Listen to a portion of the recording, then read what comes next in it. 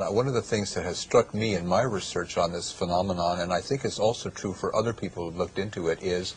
that people who have this experience, almost regardless of their initial point of view, if they were religious or if they were not religious, if they were spiritual or not spiritual, if they were atheistic or not, they come to have almost a similar point of view along the lines of the perennial philosophy. They describe themselves as much more spiritual people, not necessarily more religious, and they make such statements as, I feel as if I would be at home in any church, or all religions have truth.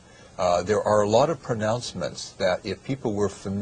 made by near-death experiencers, which if they were familiar with the idea of a perennial philosophy, they would have no difficulty in endorsing. I think this is a very beautiful aspect of the experience too, because it suggests that once you have this kind of awakening, whether through a near-death experience or in some other way, then you come to a point not only of this kind of realization, but you have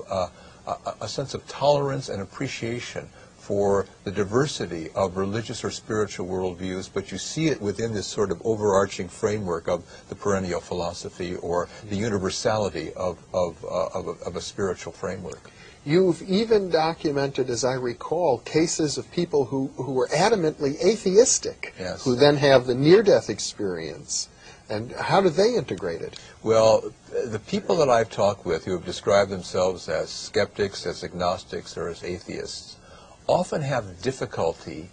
using religious terms afterward, but they know what they've experienced, and the term, which is almost a code word in a certain sense for this, is the light. They don't have any difficulty talking about the light, but they might have difficulty talking about God or more obviously religious terms. But if you look at the way they describe the experience, and if you look at the kinds of changes they report in their life, and their opening to spiritual worldviews, you can see that